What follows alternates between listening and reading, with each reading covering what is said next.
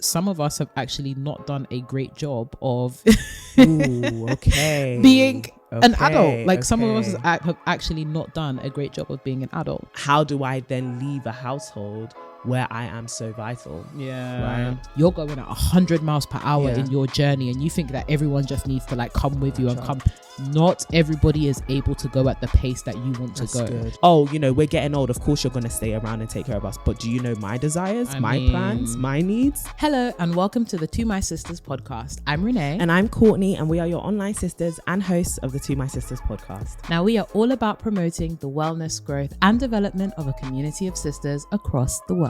And in today's episode, we are going to be talking about having controlling parents, how to gain your independence, set some boundaries, and overcoming the guilt that comes with getting your distance. It's going to be an interesting one. It's going to be a juicy one. Definitely going to preface this with we are not parent therapists. Okay, this is commentary. So if you need therapy, go to betterhelp.com/2mysisters. But talking about therapy, July Vision Challenge. It's the end of July. Absolute insanity. But at least we can celebrate the year rushing past with another winner of a £100 prize. Exciting scene. Tell us who was and won. We just want to say a big thank you to all the sisters that have entered the challenge. We heard some really moving stories about folks that had gone to therapy, and we just loved the volume of sisters that were taking their mental and psychological health really seriously this month. So kudos to you. Even though you may not have been chosen as a winner, we just want to celebrate you. We want to thank you, and we want to hope that this is the start of a journey. If it's something that's new for you, that's beautiful, and a beautiful journey if you are continuing. But without further ado, we want to celebrate the sister that has won this month, and that is Miss Maddie Klingon. Congratulations, sis. Well done, sis. Well done. Please keep your DMs and email open, because we'll be in touch very soon to help you claim your prize. So well done. £100 will be entering your account very, very soon. Congratulations for winning this month's prize. Congratulations. And with that, we'll also be announcing August's next challenge, and in the spirit of the sponsored walk that we will be taking, we want to challenge you sisters to get in those steps. Now, if you have been watching either Courtney or myself over the past few weeks, we have been hot stepping stepping, and we want to make sure that you have a physical and mental glow up as well, and walking is actually one of the greatest ways that you can do that. So in order to win £100 for the month of August, we would like to see the sisters walk 10k steps for at least 1 week this month. 1 week in a row. 1 week in a row. Don't be coming out here. In a row. Exactly. Don't be coming out here with no choppy. I did 10k on this Monday. 2 weeks later, I did 10k here. We want to see consistency, because that is the name of the game. So sisters, please at us on Instagram, DM us some of your progress. We want to see some hot steppers this month. If you can get 10k steps every single day in a row for 1 week this month of August, then £100 could be going your way. Yes, so please take a picture of your daily step count at the end of the day, send it to us or tag us on Instagram and #Vision Challenge, and at the end of the month we will let you know who's won. We'll pick out random, please. It's not who amasses the most. As soon as you hit that 10k, you can fall to the ground. Okay. It's all right. It's okay.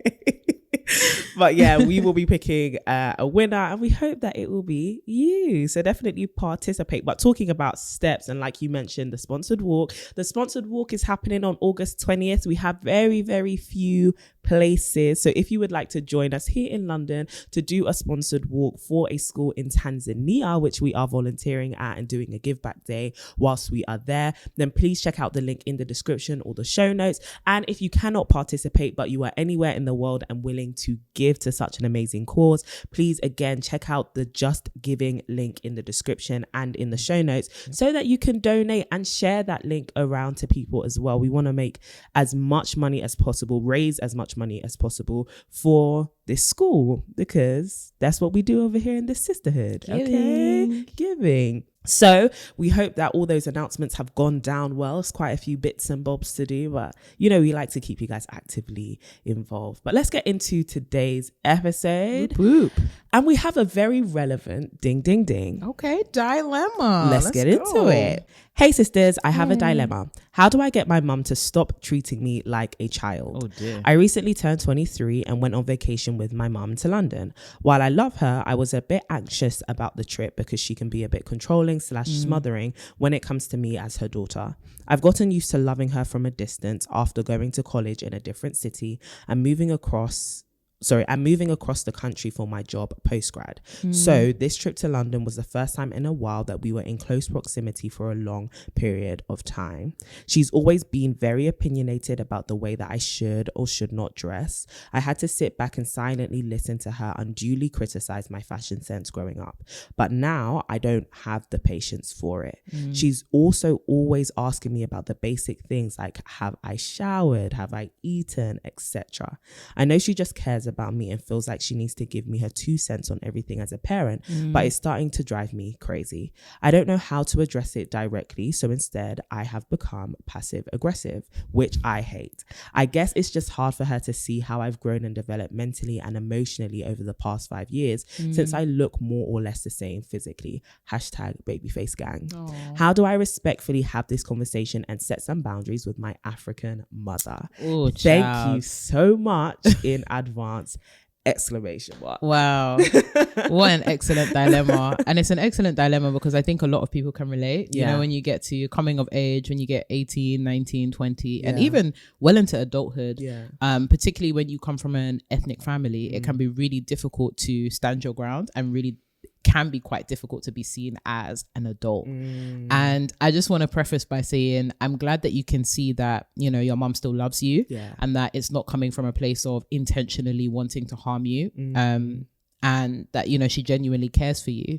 And part of the challenge on her perspective, part of the challenge on her side is seeing her child grow up. And I think for a lot of mothers that may be listening in, for example, you know, seeing your daughter or your son grow up and having to deal with that is really challenging. It's really hard because you grow to love somebody as they are and grow to love them as they grow. And you come to designate yourself as your caretaker for life. That can be very difficult to kind of, you know, disassociate from once they start to get into a place of self-sufficiency.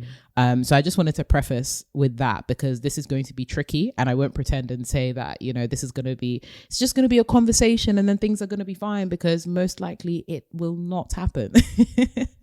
I would definitely say start with conversations and start by opening up a little bit more to your mother. I think you might be pleasantly surprised at the way that she receives things, but start little and often. I think, again, we're dealing with a generation that is very different to yours, right? And I think what's cool about our generation is we tend to be a lot more kind of like open, honest, upfront, transparent, because we've been given the space and the capacity to do so. Whereas the generation before us, they have very different ideals, values, different ways of dealing with things. And the older you get, I don't want to say that people don't have the capacity to change, but it can be quite difficult to change the older you get, because you do become a little bit more set in your ways, and your experiences, the way that you read them, you process them, and the way that you engage with them becomes a little bit more set in stone. So I wouldn't be discouraged or disheartened if it takes a while. And I would say prepare yourself for this to take a while, that this will be various different conversations. This will be various different interactions in which you have to communicate that you are no longer a child. And I think what's also made this a little bit more complicated is the fact that you've been distant, you've gone away, you've done your growing process, but your mother has not actually seen that side of your development, essentially.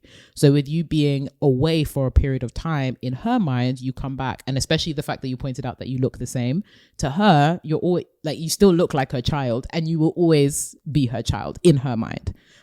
So I think it's about having those little conversations, those interactions where you kind of communicate, you know, mother, I'm an adult now. Like, I'm actually an adult. Whether it be in those interactions, rather than being passive aggressive, try and be a little bit more directive, and also try to do it with more kindness. So framing it as I know my mother loves me and she still sees herself as my primary caregiver. How can I show her that whilst I love her and whilst I appreciate the care, I've actually become an adult and I've matured? That should be your framing when you engage with her, to kind of undercut that passive aggression, because passive aggression usually results as a means to like deal with and process the fact that you're very unhappy with the situation and you don't feel like there's a direct outlet, I say that you should probably try and force yourself to directly communicate it, but try and communicate it in a way that will be received well. You know your mother better than the world knows your mother. You've literally been 23 years on this earth. As much as she knows you and as much as she's been looking after you, you probably know your mother better than we could, and probably know your mother better than quite a few people would in terms of this kind of advice.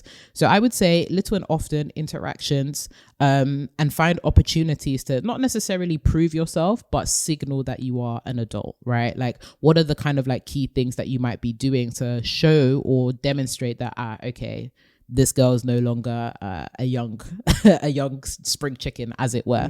And this doesn't necessarily have to be things that are quite controversial, especially when I'm thinking of like African mothers and whatnot. You don't have to be wearing a mini skirt, or like, obviously if you want to, do your thing, but that's not the way that you would communicate that you are maturing. It's more so in the interactions. It's more so what you choose to do on a daily basis when you're around her. It's more so the way that you engage with her. Those are the kind of like hallmarks or signals that you might want to lean into when it comes to trying to get buy-in from your mother that you are an adult.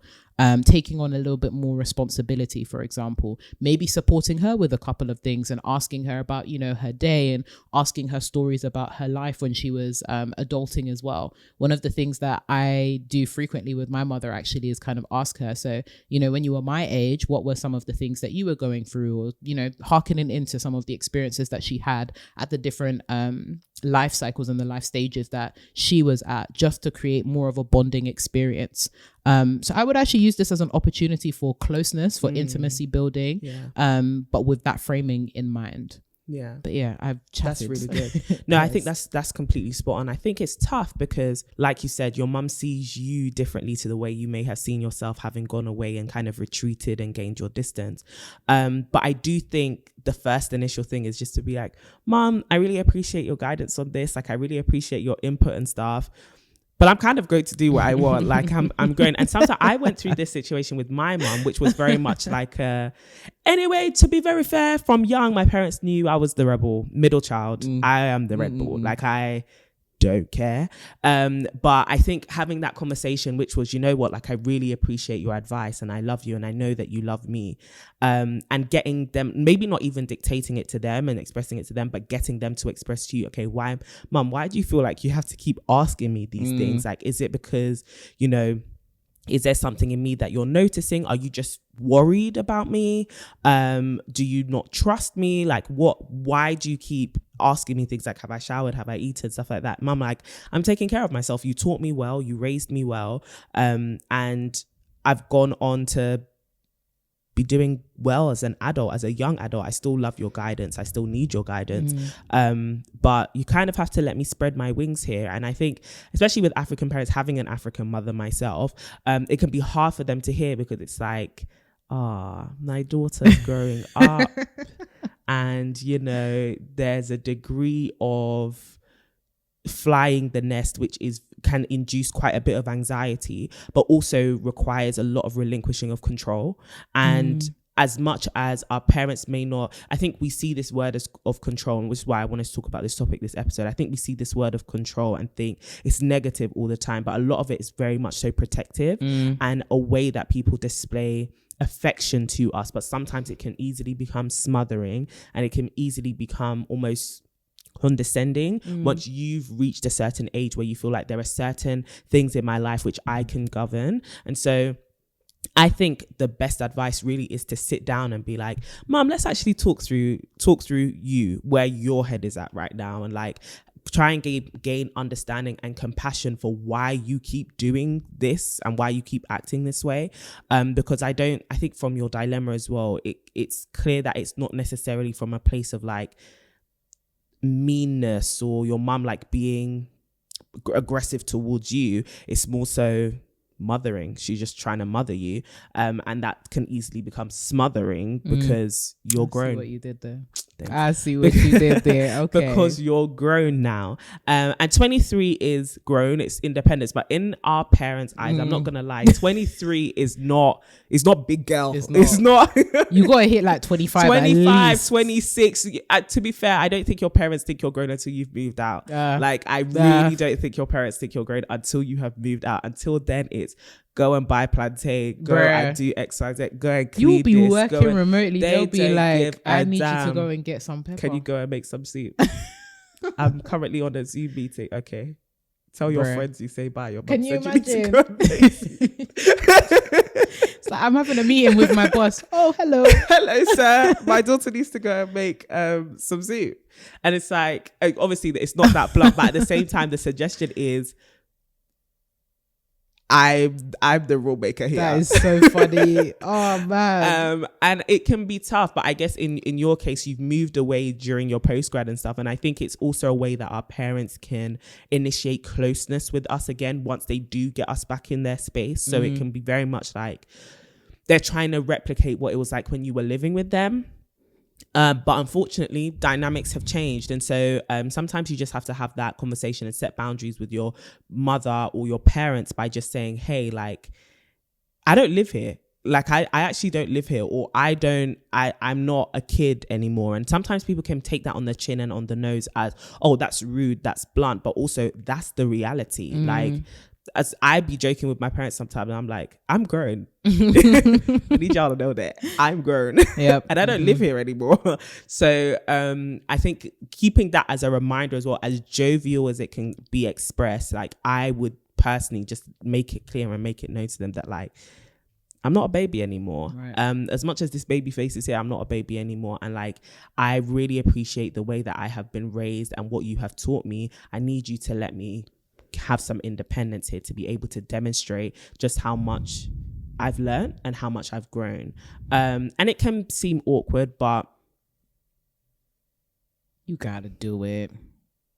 Sorry. It will be overcome. Like, it will actually be overcome. Like, your parents can't disown you because you told them, I'm grown now. Like, I don't want to engage with you in this kind of way. It's to be expected. Exactly. And the thing is, they went through the exact same thing. So I think having those conversations and those vulnerable conversations where you get to know your mum's story and the way that what she experienced when she was your age and stuff like that may give you insight not only into why she's been acting this way, but it may give her insight into the fact that she may be replicating patterns which happened in her life, or she may actually be denying you the freedom that she had at that age.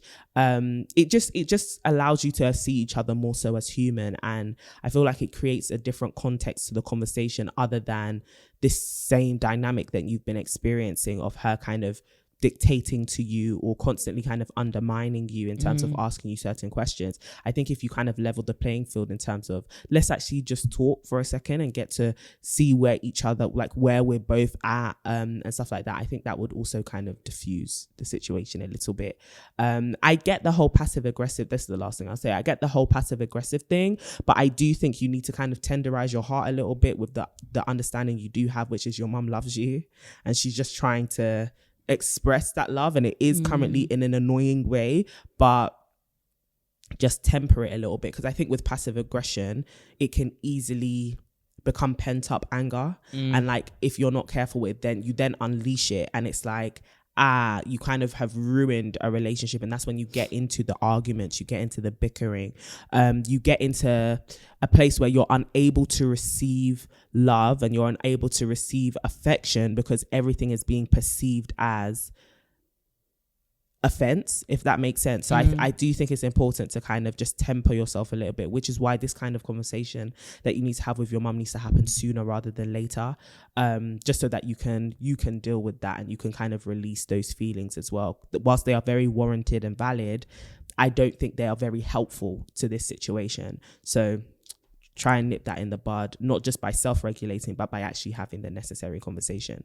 So yeah, that's what I'd say. I hope that is helpful. That's what we would advise. But sisters, we want you to chime in on the dilemma. We know all of you have a plethora of life experiences that you could bring wisdom from. And so hit us up in the comments, talk, give our sister some advice, okay? And if you are listening to the podcast on any other streaming platforms, it's all right. You can come over to YouTube. It's open. Hop on. It's there, you know, even on Instagram. You can talk to us. But let's get into the conversation. And this dilemma fits very, very well into talking about controlling parents and dealing with guilt. I've been getting a few DMs recently, and we've been getting a few dilemmas, which basically are talking about how, you know, people are here trying to make life decisions and they're trying to grow and glow, as you will. And the thing that is holding them back isn't necessarily toxic friends, toxic partners, even toxic habits that they have within themselves, but instead it's their parents, it's their guardians, it's their caregivers, it's their current gatekeepers.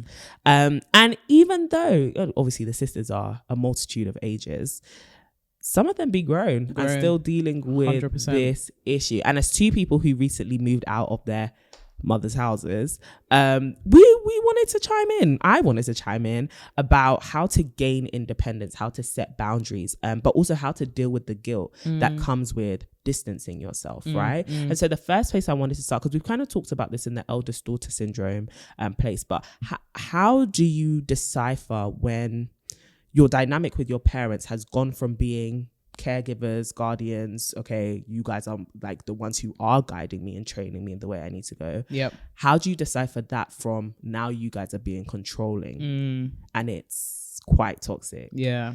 What's the line? Because I do think it's important. Sorry, not me answering for you. The reason why I asked this, I think it's important to not just throw the baby out of the bathwater, because I do think there's a position that our parents must occupy in our lives. As long as, you know, they are the ones, they're not perfect, but they are the ones who have raised us. They are the ones who our lives have been entrusted with from an early stage. And so if we are still doing life with them, you know, when we get to 18, 20, 25, surely something has gone right to a degree. Yeah. And so whilst they still occupy that position of parent and we need to honor that, how do we also draw the line of now y'all are doing too much? Entirely too much. That is a great question. And I think I'm going to start with the perspective of the parent, because I think sometimes it's easy to kind of jump in with the, you know, I've reached this age, therefore I'm ready to be an independent woman and go about my business and etc. And it's like, oh, honey, no.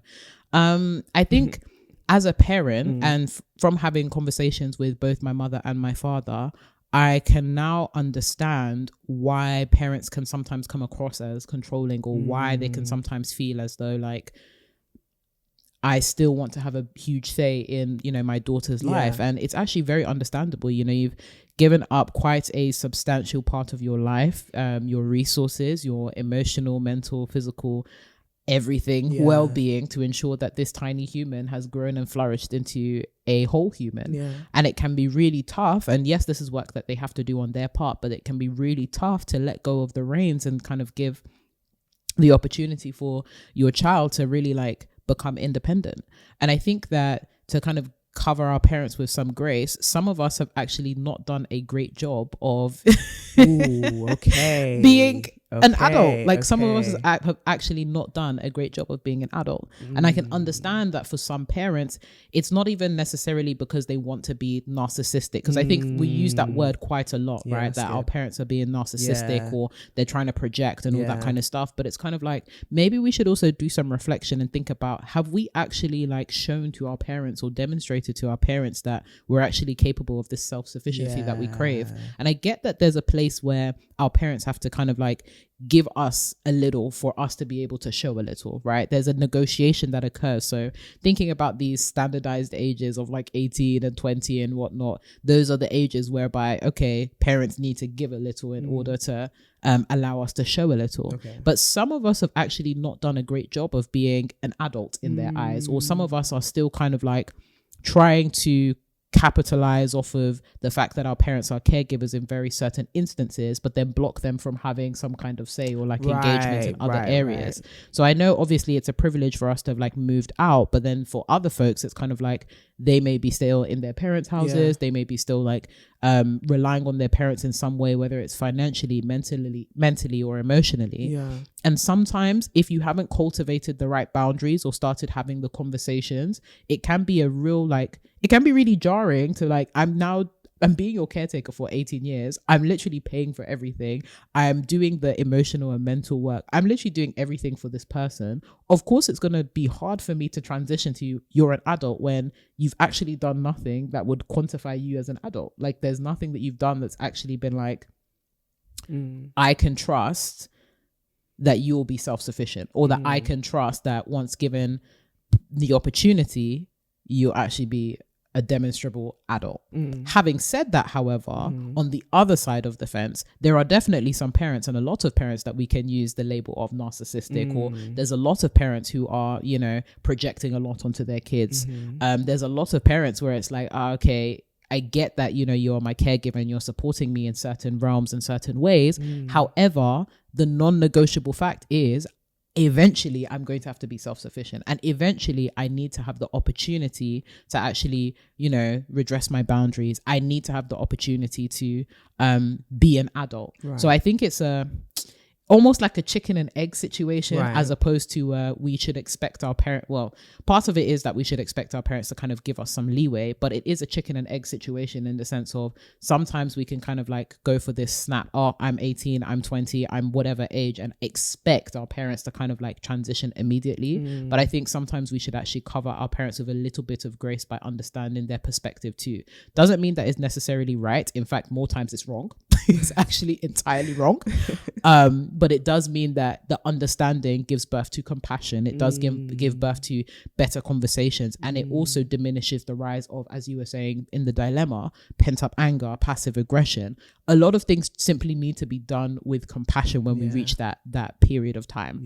But yeah, in terms of finding the right distinction between controlling versus caregiving, I think personally that's always going to be something of negotiation, always. Because being a parent, you're a parent for life. You will always have somebody that is, you know, your offspring, and child, at least in name. Like, this is somebody you've actually given birth to, or this is somebody that you are mother, father, whatever to.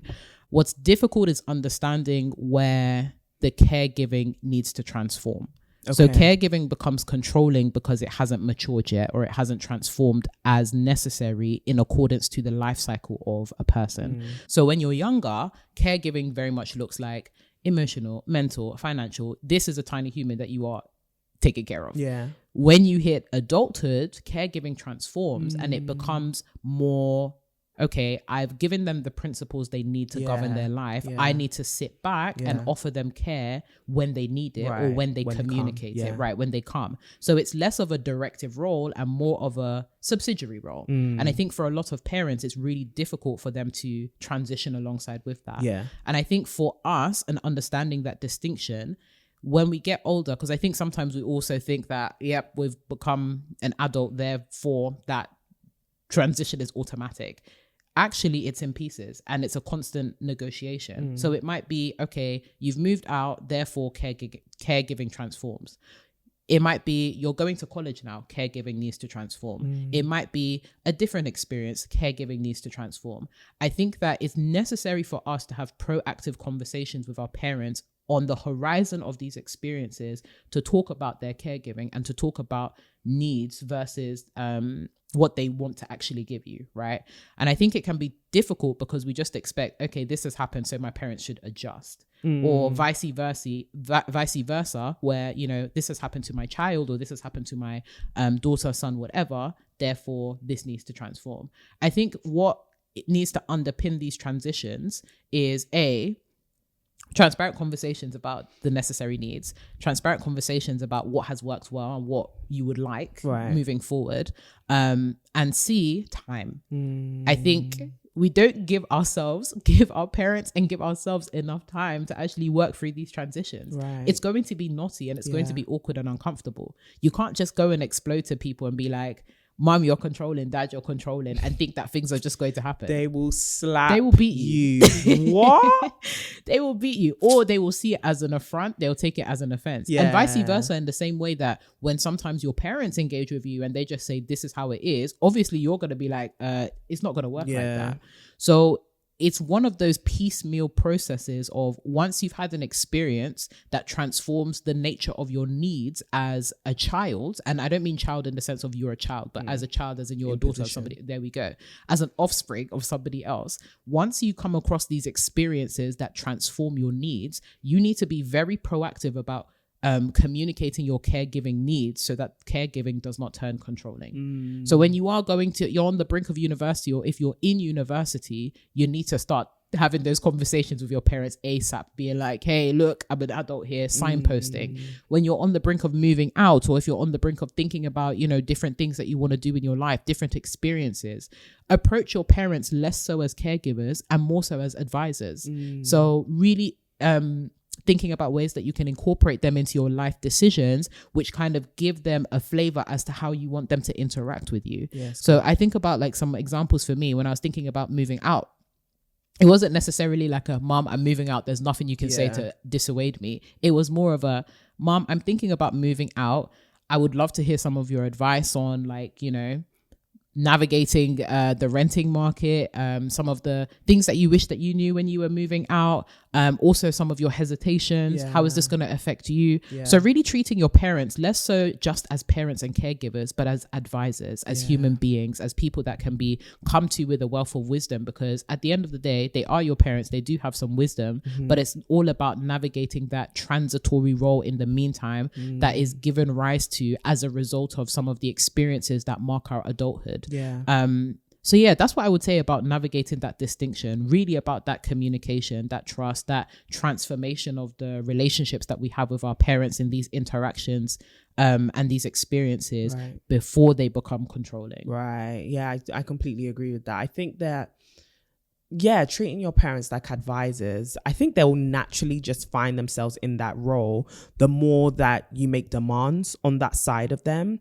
I do think, however, and it was something that you said earlier about you haven't really shown your parents that like you're good at adulting, right? So why would they really treat you like an adult? I do think there is something to say for those people who, I don't know, something about like, I'm not a parent, so please hear what I'm saying with a grain of salt. I do think because your children are supposed to be dependent on you, obviously to a certain extent and to a certain degree, there can sometimes be this toxic habit of, well, as long as I'm providing for you, I have control over you. And I don't think it should necessarily sit that way just because your children are supposed to be dependent on you. And so I think it's more so like a sitting in the role. And again, I'm not a parent, but sitting in this kind of understanding of, okay, I am meant to provide for you, but at the same time I'm providing for you, I'm meant to be letting you gain freedom. Like I'm meant to be picking you up when you fall down. I'm meant to be there for when you mess up. And it's more so just, it's a selfless thing, right? It's not transactional. I provide for you, therefore you give me this control. It's I've got to provide for you and still relinquish some control over to you at the same time. But I do think that is, again, to a certain extent, because at a certain point in your life, you have to actually start taking the front seat of your life. And I think for a lot of people, the responsibility that comes with adulthood can be very intimidating, of course. However, you can't just relinquish all of those responsibilities onto your parents because it is intimidating and not think that they're going to see you as unable to be independent. And so I think that then leads to a good conversation about how do you practically gain independence from your parents, not just emotionally, not just space, but actually how do you gain independence in all facets of your adulthood? Because some of us just be too highly dependent. And the reason why I say that is not necessarily a bad thing, but we think we're independent because we're on these self-growth journeys and stuff like that. But really in the areas where it counts to our parents, they don't care about how many journals and books you read. They don't care about these amazing podcasts you're listening to. What they're looking at is, what's your employment status? Are you actually able to pay bills? what's your work career saying? Have you got things? What are your decision making skills like, right? Who are the people you have around you in your life? What's your relationship status like? They may be looking at other signals to determine whether you can be independent, whereas we may be seeing it as, I am mature in mind, okay, but you're not mature in anything else, you know? Just because you're mature in mind and you're mature in body doesn't mean you're mature. There are workings out, there are fruits of maturity which you may not be displaying. And so some of us think just because we can school our parents on certain things, we are somehow mature and can live outside of them. But if your parents were then to take away the roof that you have over your head, where would you kind of be? And that's not shade, but it's more so they may be thinking in the sense of, we're providing for you something which is very necessary, right? And this is for more so for the sisters who may still be living at home. But I do want to talk about gaining independence when you can't move out and gaining independence when you can. Sure. Yeah. Great distinctions.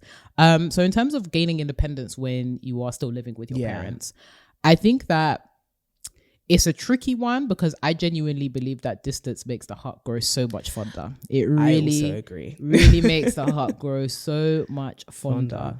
So I think what you have to leverage in that situation is close proximity. If you are constantly in the space with your parents or constantly around your parents, then you actually have to make the effort to repair relationships if they are damaged in some way, or transform relationships if you would like to move it in a different area or a different place. So that means that if you are, constantly around your parents, maybe actually engage with them and maybe like do things proactively to be around them to signal that you are an adult. Maybe take your parents out for lunch if you can, or dinner, like the simple things that you would do with, say, siblings or like friends and stuff like that. Maybe think about reverse courting your parents in some way, just to demonstrate that it's not constantly them that has to initiate engagement with you, but you also initiate an engagement with them. Because one thing that I found in conversation with my parents, and also just reflecting with some of my friends that are parents, is a lot of parents like hanging out with their kids. Like they want to feel as though they're a part of their kid's life. And I think sometimes we can do this thing where it's like, oh, I'm so sick of my parents, which is fair because some parents are mad overbearing and it's like, I need to be away from you. But it's less so about being overbearing and more so about being intentional in the way that you spend time with them and being very directive about how you spend time and who you are when you spend time with them. If you're constantly depending on them to take you out for like dinners and stuff like that, or for like shopping trips, not to say, if you can take your parents shopping, obviously do your thing, but do something, an activity with your parents that allows you to demonstrate that, okay, I can hold the reins for this. Sometimes like when I was still living with my parents, take them out for lunch, go on walks with them, have conversations with them. That kind of intentional reverse courting of your parent gives them an opportunity to be exposed to you as an adult, as opposed to having to interact with you. Come down, it's time for dinner, or like all the things that they would do when you're a kid, right? So create spaces for interactions with your parents constantly, or like as you can, that demonstrate that you are actually transitioning or that you are changed, or gives them an opportunity to see you in a different light. And even within that, try to again have conversations with them around some of the things that they were doing at their life stages. I think the stories of our parents, as annoying as some of them can be, and as frustrating as our parents can be sometimes, hearing their stories allows you to also humanize them. And I think one of the reasons why it can be difficult for us to have relationships with our parents is we only see them as parents or only as mother. But this person was also Anna something. This person is somebody's daughter, wife or partner, friend, and we rarely get the opportunity to hear from them how they have played out their roles in those spaces. So give them an opportunity if they're open, or at least start opening the door of like, Mom, what were you doing when you were 20? Or like, those kind of conversations. And I think you'll be surprised at some of the things that you'll hear about your parents. Like I used to clown my mom so much about some of the fashion choices and the things that she was doing at my age. I was like, Mom, you wore these flare trousers, girl. No, they're making a comeback. So they really she's been up on my neck. She's like, they're making a comeback. Every fashion has a life cycle that is just completely always coming back to full circle. But those kind of interactions are really important. And also where you can, I know that it's not easy for everybody, but making some kind of like contribution to the household is also a really good way to signpost that, hey, things are changing. So it might be, if you can, maybe contributing to a bill here or there. It might be, you know, maybe contributing to a couple of things around the house, just to show that you two have ownership. I know there's some like controversies on like social media around, should parents charge kids rent and stuff like that. I don't really have an easy, neat answer for that, because I think every household has its like, everybody's dealing with some kind of crazy in their household. So I think I think it's tough. And personally, like, parents, if you can hold that down, don't be charging your kids rent, because it's hard in the economy and whatnot. But again, every household has its crazies. Every household has its needs, yeah. Precisely. And it's like, rather than mandating it, and I know it's different for everybody, rather than mandating it, it would be nice if, you know, kids, if you do see like your parents are struggling, not to say that it's like you have to do it, but it's nice every once in a while to like contribute where you can financially. And I will of course preface and say, cost of living crisis, we know, girl, we felt it. So those are the kind of things that I would say to folks who are still living in their parents' houses. Right. To the folks that are living outside of their parents' houses, I think that, one, you already have the advantage of not living with your parents. Distance. So that's like distance, but also, damn, she can actually fend for herself because she's now living outside of my domain. Yeah. So it's like the relationship shifts already. And it actually shifts from one of being around somebody all the time in the close proximity, giving rise to, you know, I have some kind of like control over you, to how do I actually ensure that I'm still in close proximity and intimacy with my parents? Because one thing that I've found, like, in moving away, is it can actually be really hard, especially when you're managing a career, friendships, glowing and growing, all of this stuff, to actually stay in touch with your family and stay in touch with your parents and stay clued in. So you actually have to do a lot more things, a lot more intentional stuff to make sure that your parents are actually part of the picture and feel more involved in your life. I think in terms of like independence, again, that distance, really, really helpful. Having couples or like scheduled checkups and stuff like that with your parents, dropping in when you can to go and see them, but making sure that you don't stay over. Just pack your bags. Don't be tempted, because parents, you will leave and come back for a day and be, why don't you stay over? Why don't you stay over for the week? You know, you can come back anytime. And that's what it turns into. That's what the conversation. Well, to be fair, my mum isn't around, but my mum doesn't do that. Really? My mum is, what time is your train? I'm screaming. My mum is the opposite. She'll be like, I've cooked for you. You're going. No, she'll do that too. But I think my mum knows that I'm not going to stay. I'm not going.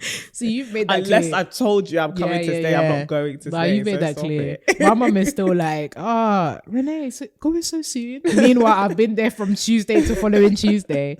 So having those boundaries for yourself when you do interact with them, to kind of signpost, okay, hey, like, I love you, care for you, all that kind of stuff, but I do also live my own life and I do need to go, is super important. And I think that for those of you that also have siblings, because that can also change the dynamic considerably. You might have, for example, a couple of siblings that are still living in the house. Right. Or if you're a person that's currently living with your parents and your siblings have moved out, that can cause a lot of pressure, because it's like, how come your siblings are here doing up independent and you are still here? Right. So for the sisters that may be in that situation, again, I think it's about being cultivating that relationship with your parents intentionally, and also, if you can, build a relationship where you can actually be transparent about the fact that, you know, you may be saving for something, or that you're very distinctive from your siblings, so you have different goals. Because I think sometimes parents as well can kind of project that you need to be like your older sister, or like, there we go, leverage comparisons, or they have this overall overarching narrative as to where all of their kids need to end up. And that can cause quite, not just tension between you and your parents, but tension amongst the family with your siblings. So I think it's also trying to communicate with your parents in that way, but also leveraging the relationship that you may have with your sibling that has moved out as well, to try and get that buy-in as well. It's all about like it's politics. It really is politics within the household. But I have spoken for a lot, so Courtney, please. No. I think it's everything that you said is spot on. I think when you're trying to gain independence within the house, I guess to add to what you were saying, try and have conversations just about mature things. Like I would try to have conversations with my parents about like relationships, politics, work, career, social issues. And I think through conversation, they could see maturity. And I think when you even outline to your parents, this is my perspective on the world, they'll be able to see, okay, so if you were in the world, this is how you would navigate. That's actually quite mature. Your understanding of independence, your understanding of maturity, or your mature understanding of the world is what puts confidence in us that even though you are not presently in those situations, if you were, you make sense. Like you have common sense enough for us to trust that you would navigate the world appropriately and in a way that we could trust. So we would be happy to let you sit in that driver's side. I think another thing that can hold our parents back from really giving us the independence that we desire is we speak immaturely, or we act immaturely, or the way we think and perceive things is also immature. And so just to signal to them that actually the way I understand the world, I'm not going to be out here doing foolishness, right? I also think it's good to just, like you said, spend time with your parents outside of them parenting you, but actually just developing friendship and developing relationship that can be maintained outside of the household once you do eventually move out, if that is your desire. But also your parents may decide to move out before you do. So for example, like I know, especially if you are from an ethnic family, your parents may decide to move back home. So like to wherever it is they come from, and they kind of depart from you. There's also that sense of guilt that may arise in them, which is, can I actually leave you to go and live my own independence, right? And our parents sometimes have to try and gain independence from us.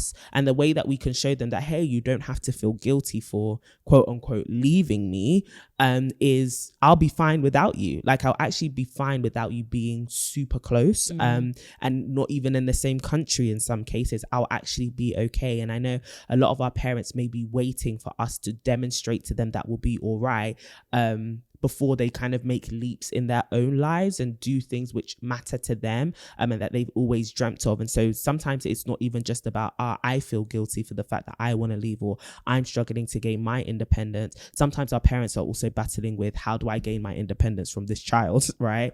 As funny as it may sound. And that's just from a place of care. That's just from a place of duty and a sense of duty. I think for those who are outside of the household, though, you've kind of done the majority of the work already, because when you don't, see somebody every day, and you're not negotiating things and day-to-day life with each other, it's easy for them to see you as an adult because they haven't talked to you for 24 hours. They know that you're okay, kind of thing. And I do want to speak to those of us who we may be in the house, but we are already hyper independent, and our parents see that, but they don't want to give us the physical distance because they need us.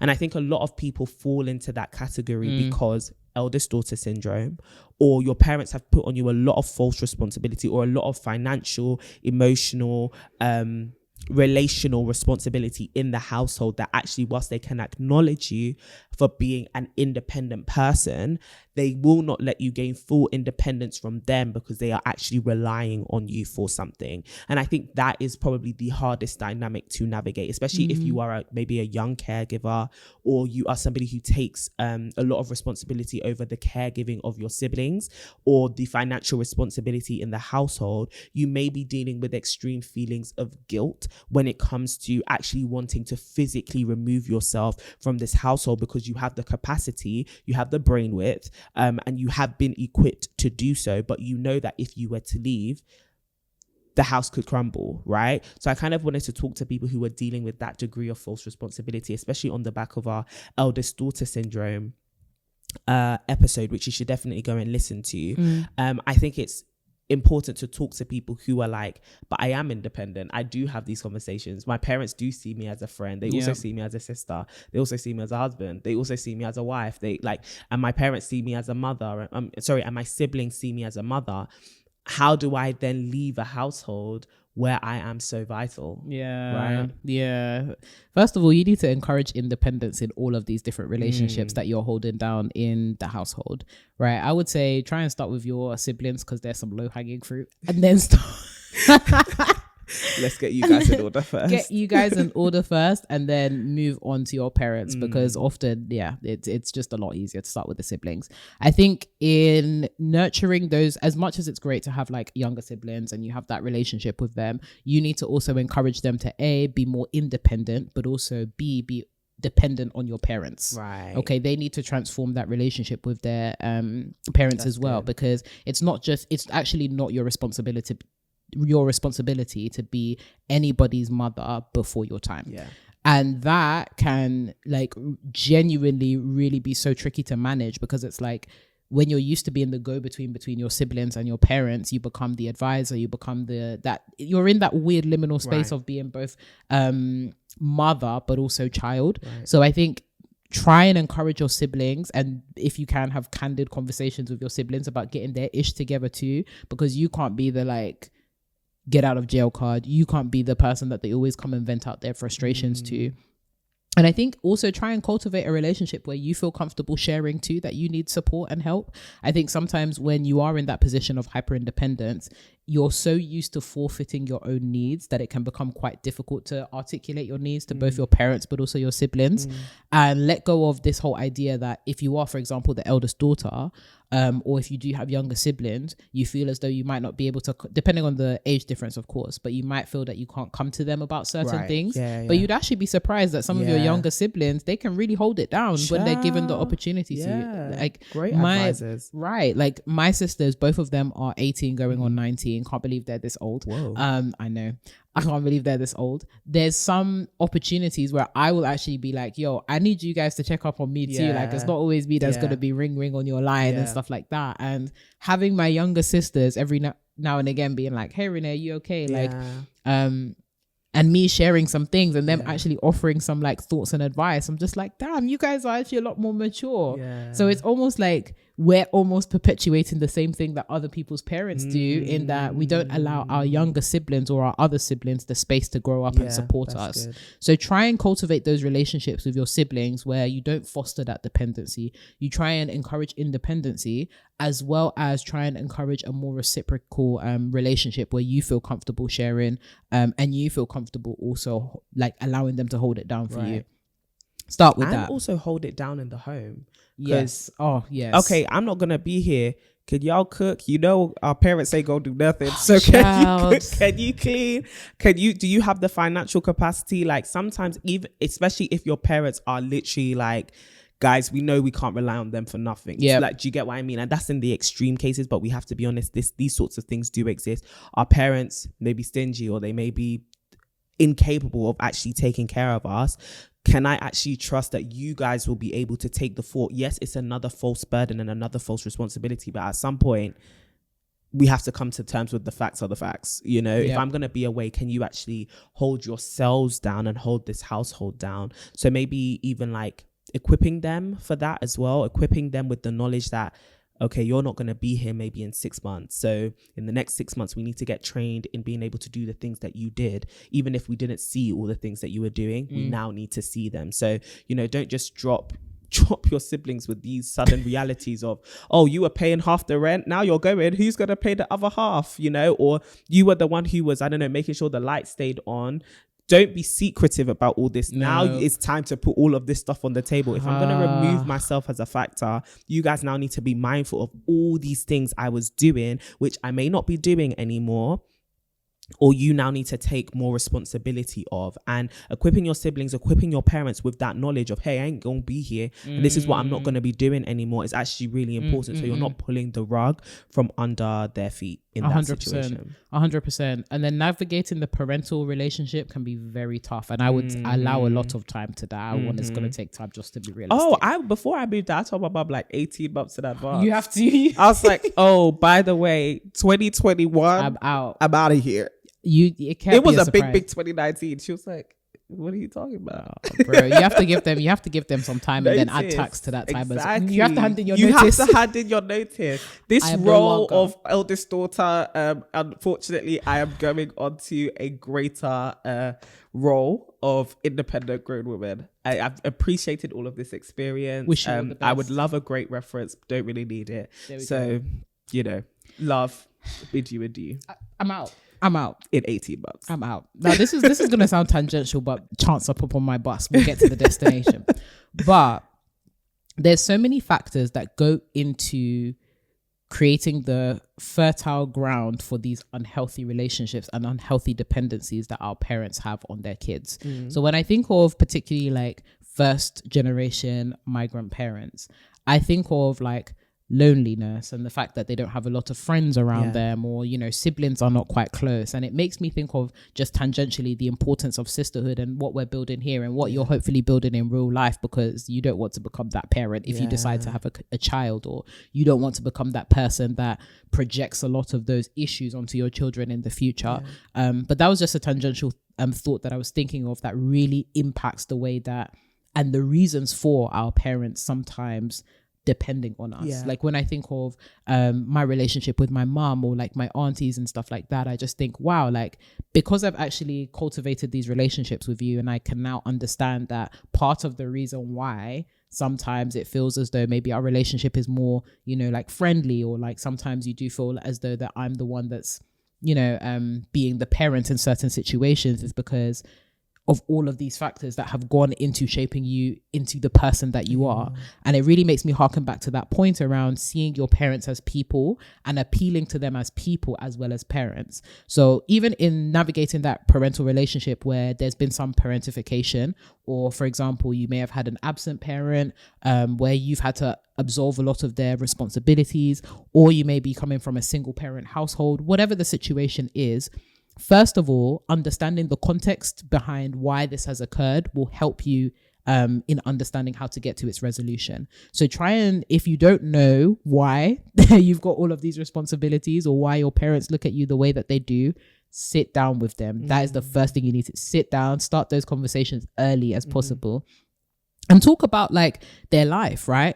Who is their community? Who are the people that they would rely on? Is there no one there for them? And try to understand, okay, cool, this isn't right, but now that I know how I'm going to navigate this conversation moving forward. And I know that you're also not doing this out of malice, because usually you're not taking up responsibilities like this out of malice. It's more so out of survival. 100%. It's a survival mechanism. And most times your parents do actually, I can say this from experience, your parents do actually feel guilty and like upset at the fact that you have to take up this responsibility, but what else can they actually do? So it's like you said, it's not out of malice and it's not out of punishment, or like, you know, I know that some places culturally it's like, no, this is your duty, but for some cultures or for some families, this is not about cultural duty. We know that what we're doing to you is a false burden, and to a degree it's actually unfair, but what else can we do in this situation? And it's actually a really tough burden to bear. Like having honest conversations with my parents as well, it's kind of like, damn, I feel bad that you feel bad, and you feel bad that I feel bad. Literally, like this complete circle of like sadness. It's actually crazy. I remember like when like the first time my mum apologized to me, and she was like, I'm so sorry that your childhood was like that. I'm so sorry that you grew up like that, and like it has shaped the way you interact with me, you interact with your siblings, you interact with your father. And she cried, and I was like, my brain is shutting down. It's like, lady, I actually don't know what's happening, because this is the apology I've always wanted, because this is what has always upset me. But to know that you know that this was not right is crazy to me. And that's when I started to have a lot more sympathy about the fact that like your parents have also ended up in a situation which they also know is less than ideal, and they also didn't want. And sometimes we do this whole like, I know better, so I'll do better. But your parents probably also knew better, but found themselves in very unfortunate circumstances. And that's the context you're talking about, right? The context and the series of events that have led us to this position right here. And I think also because we haven't lived out just as much of life as they have, like our parents are sometimes double, triple our age, right? We haven't had as many years of experience. They may be looking at us like, wait till you really experience life. All this theory, all this TMS podcast and all that, all that cute stuff, all that cute little stuff. Wait till you really start getting shaken by life, right? then you'll see that it's hard. It's easier said than done. There we go. And this is why even like thinking about TMS, and when we think about sisterhood, community, glowing and growing, it's not just about creating sisterhood relationships with your peers, but also leveraging the wisdom and creating community with women that are vertical, right? Talking to the younger sisters, what they going through, what's hip right now, like what's going on, what's going on downstairs, what's the kids doing, you know, with this TikTok and all that. What are the youth doing? And then also thinking about vertically, what's going on, ma? What's good, mom, grandma, aunties, pulling them into this community, because they too, like us, may be suffering from loneliness. They too, like us, may be suffering from poor, broken down relationships. The only difference is time and experience. Like they've only stacked up more than we have, and it's like, this could be the greatest opportunity that you have to lend out a hand, and them lending a hand back to you and figuring out how to work through this together. And it doesn't necessarily mean that the situation will transform overnight. In fact, it may be that you may continue in this role for like maybe a couple more like months or even a year or so, but at least there will be concerted effort. A, there's accountability and people are aware of the issue. B, there will be more concerted efforts around like, how do we actually get out of this situation? Because I think sometimes when you leave things buried, it becomes difficult to deal with them because you can't see them. It's kind of like when you have like a bed sheet, or like you kick stuff under the bed and you're like, I'm gonna deal with this later. It's still there, and it's hard to deal with things that have been kicked under the bed. You have to pull them out. So it may take time to clean up the mess, but at least the mess is now visible for folks to see, and then you actually have a helping hand in the form of the person that you had so much aggression and pent up anger towards in the first place. So I think the biggest like thing that I would say overall is these kind of things will take time, and it's important to be realistic about that and adjust your expectations, because I think sometimes the problem with like glowing and growing journeys and like self-development is you're going at 100 miles per hour in your journey, and you think that everyone just needs to like come with you and come.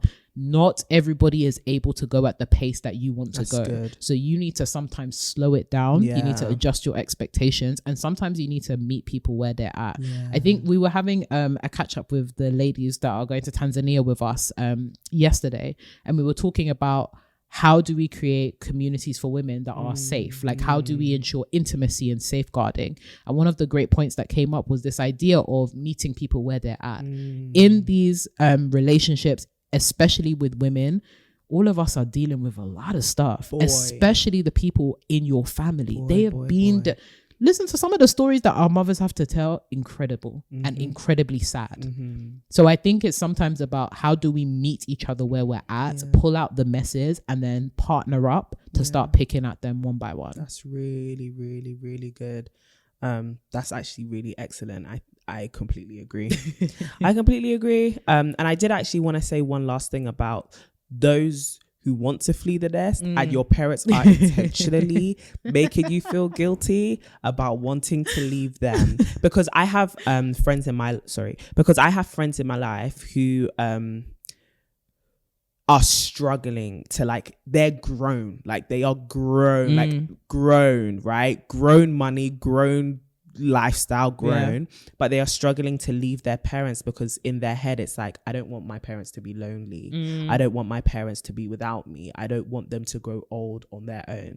And I do think it's important to, if you are in a place where you're thinking, okay, I want to be there for my parents in their old age, I do think there is a necessary conversation to be had where you just outline and both of you understand that that is the position which you are assuming, so that you don't have built up resentment or underlying resentment towards the fact that even though they may not have asked for you to stay, you felt compelled to stay, and which held you back from actually living your own life. And so even because there was this unspoken request and there was also an unspoken commitment, that all these things actually need to be spoken out. Okay, I am going to stay with you and maybe take care of you in your old age. I'm not going to send you to the nursing home or, you know, whatever it may be. But I need there to be a mutual understanding of the fact that this is the dynamic, rather than leaving everything unsaid and making it seem as though, you know, I just don't like that air of assumption that may be there in certain dynamics and relationships, which is, oh, you know, we're getting old. Of course, you're going to stay around and take care of us. But do you know my desires, my plans, my needs? And also, your parents might not even want you to do that. They may want you to flee the nest. They may want you to take care of them in another way, but actually for you to live your life and thrive. Don't assume that that's what your parents want, even if that's cultural tradition, for example. So I think it's worth having a conversation about, okay, let's future cast here. When you guys get old and, you know, your kids are going to leave the nest, even the youngest of the youngest is going to get older, maybe get married, go to university, move away. What do you guys want your lives to look like? And how much would that require from us? You know, is it financial commitment? Is it actual presence? Like, do we need to move in with you? Do you need to move in with us? I do think that there is, and it's different for everybody. We can't sit here and, like you said, universally prescribe, once you get to this certain age, you shouldn't be living with your parents, or your parents shouldn't come and live with you. Everyone's situation is different. Everyone's needs are different. And unfortunately, old age comes with a lot of stuff. Like, I think my grandma passed away in 2019 from diabetes, right?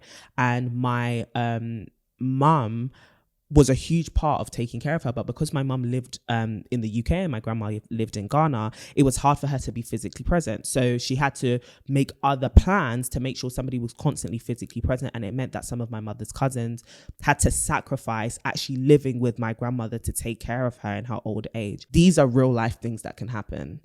Who's gonna be there, and in what capacity can I be there? But I do think there are other examples where your parents don't even need you to be around, but you feel like you have to be around because you'll feel guilty for becoming independent. Let me tell you something. Flying the nest is inevitable. Either you fly or you're gonna die here. As in, I'm being completely 100% honest with you. If you don't flap those wings, once your parents pass away, because it's gonna happen, I feel like I'm the morbid one here on the podcast. Your parents are gonna die, right? Oh man. We give God glory that they're not dead now. However, they are gonna pass away, and the hope is they pass away before you do, right? That means there's going to be a period in your life where you are without your parents and you can no longer live for them. And so as much as we may say, oh, like I don't want my parents to live without me, it's like, well, firstly, they were living before you came. This is true. They really were. And especially if they're still capable of taking care of themselves, you're going to have to live after they're gone. So at some point, there needs to be this understanding of, we both need to practice the fact that I'm not going to be here forever. And I do need to actually spread my wings. And your parents, as much as it may seem as though, especially if you have bared a lot of like false responsibility, as much as it may seem like, oh, my household can't stand without me, I guarantee you, for the majority of people, they will figure it out. They will actually figure it out. Once you leave, they will figure it out, and you will come to negotiations about, okay, maybe, you know, this is how we still need you to participate, or, you know what, now that you've gone, we can actually hold down the fort. But you won't know until you make that leap. And a lot of us are dealing with guilt because people have become very complacent with our presence, and we don't know what it would be like if we were to leave. They just wouldn't be complacent anymore. They would make it work without you. And so test out the waters, test out and see if it could actually work. And to a certain degree, when you get to a certain age or a certain level of maturity where you know you need independence for the sake of your future and for the sake of your thriving, you need to stop waiting for people to give you permission to do stuff, right? At a certain age, I do think it's important to remember that your parents are advisors, but they are not the ones who give you permission to do certain things. At some point, sometimes you have to respectfully disagree and be like, okay, y'all, I hear it. I know you don't like it, it's but a no from me, dog. It's gonna have to happen. Don't call them dog though. No, don't do that. Like, it's, I know you don't like it, but it's gonna have to happen. And, you know, I hope that you can still love me, you can still, you know, care for me. And yeah, maybe I might come back with my tail in between my legs talking about you were right, and you can tell me I told you so. Yep. But at the end of the day, our hope is that we have relationships with our parents where even if we do fail in love, they can actually just pick us back up. And you know what, it's like, that's how life goes. Sometimes you don't make it. If you need to move back home, move back home. I know a lot of the sisters during the pandemic had to move back in with their parents, and they only just moved out maybe a year or 6 months before. And it's like, but that's what parents are there for. And I think it's one of the most beautiful relationships. And this is why we go in on talking about it so much, because it's one of the most beautiful relationships you can have in your life, where somebody loves you and is supposed to love you literally unconditionally. Like, no matter how messed up you are, yes, there are consequences for your actions, but I am the one with the duty to love you. And and to care for you, and to some degree to provide a safety net for you, which is why you need to repair those relationships if you do feel like they're broken, or you do need to address the toxicity in those relationships, because they are so valuable, they are so necessary for the thriving of not just you but generations to come. And so work on repairing those relationships, work on investing in those relationships, but work on navigating any awkwardness in those relationships as well, just so that they're healthy and so that you can truly glow and grow with your parents. Oh, wow. Yeah, why not? That was just a great circular little tidbit there. I enjoyed that. Glowing and growing with the parents. Yeah, why not? It's not every day glow up with your girls and, you know, glow up with your man and all of that. How about you level up with your parents? That's true. Too? That's so true. Because they are so valuable. I think in my mid-20s now, like, to having discussions with my mum and my dad and seeing how hard they're working to, like, just work, but also like they're working to leave us a future, and my parents are a bit older, and so they are thinking about, like, you know, I ain't gonna be here forever, and, you know, I'm retiring and I gotta go off and do things for me and stuff. And my parents are they're very independent people, and they thrive a lot in their own independence. I think that's where I get it from. But to have that relationship with them where you're like, I spent the majority of my life misunderstanding you, and now I kind of understand. I get it. And I really appreciate you and your holistic story. It's helped our relationship so much. I understand so why you crazy. Yeah, I get it now. Yeah, and I actually realized now it wasn't you being crazy. It was you trying to protect me, or it was you trying to love me. Yeah, as much as I didn't interpret it as such, I appreciate that that's actually where it was coming from. As much as the translation was, you know, you translate stuff in Google Translate. Yeah, it's like, that's not what it's saying at all, no. you know? As much as I interpreted it wrong, this is actually what you were trying to say and what you were actually trying to do. And I think just as we do with friends, just as we do with romantic partners, just as we do with colleagues and people in our lives, there has to be a degree of learning our parents. And a lot of us don't want to do that because it's like our parents have just always been there. They've spent the most time with us. They were literally here from the moment we came into the world. They were there. It's like you can become so familiar with them, but actually try not to. Try not to. Be comfortable with them, be safe with them, but treat them as though they are also worth exploring, you know? That's beautiful. Yeah, man. But sis, we hope this episode was helpful. We hope that it gave you some things to think about. And so if you do have any thoughts, please leave them in the YouTube comments down below. Or if you are listening to the podcast on all streaming platforms, you can follow us on Instagram at To My Sisterhood to get plugged in to the community. Okay, we have amazing content going out literally everywhere: Instagram, Twitter, TikTok. We here having a lot of fun on the TikTok. Okay, so I'm gonna tell you that. And we want you to engage. We want you to be in the comments. We want you to be responding to stories. Respectfully, though, some of y'all.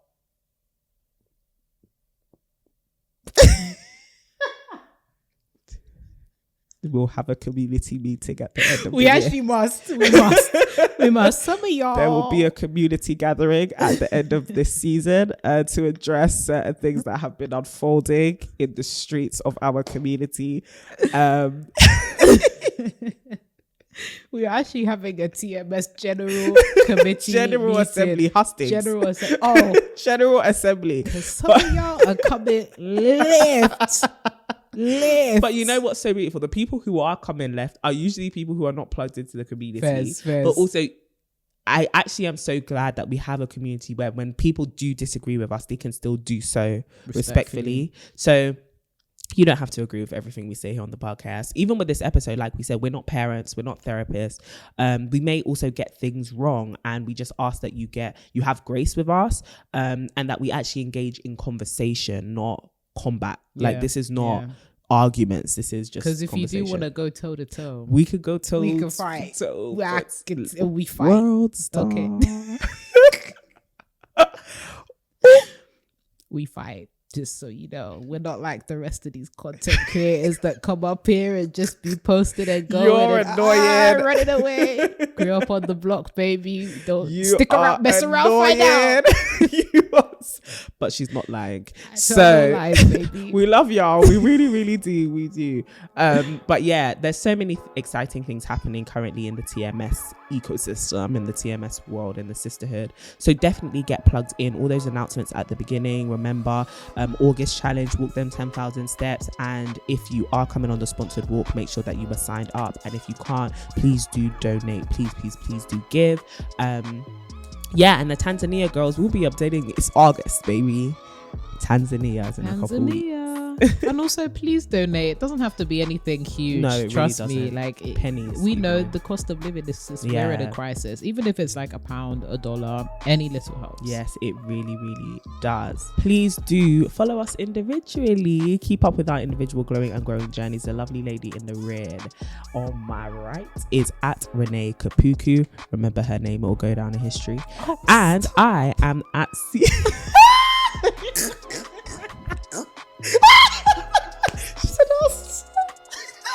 romancing me this morning. You're annoying. Oh my God, I'm blushing. Lady in red, now I'm red. And at CD Boating if you want to keep up with me. Sorry guys, I'm so flustered. Oh, what a compliment this morning. Oh, and of course you can make sure to stay up to date with weekly glowing and growing tips by signing up to our mailing list. www.tomysisters.com. Oh my God, it's easy breezy beautiful. So make sure that you are signed up so that you don't miss a beat every single week. Other than that, sisters, we wish you well. We're going into our first week of August. Oh my gosh. The year is flying by. Blessings, love, prosperity, everything that you desire in Amen. August. Okay, claim it. Hallelujah. Yes, Lord. Blessings, all of it. Claim it. I see it. Okay, I'm gonna wrap this up. This is the longest outro. They probably like, damn, they done. But honestly, sisters, wishing you all the best with this new month. And as always, stay glowing and growing.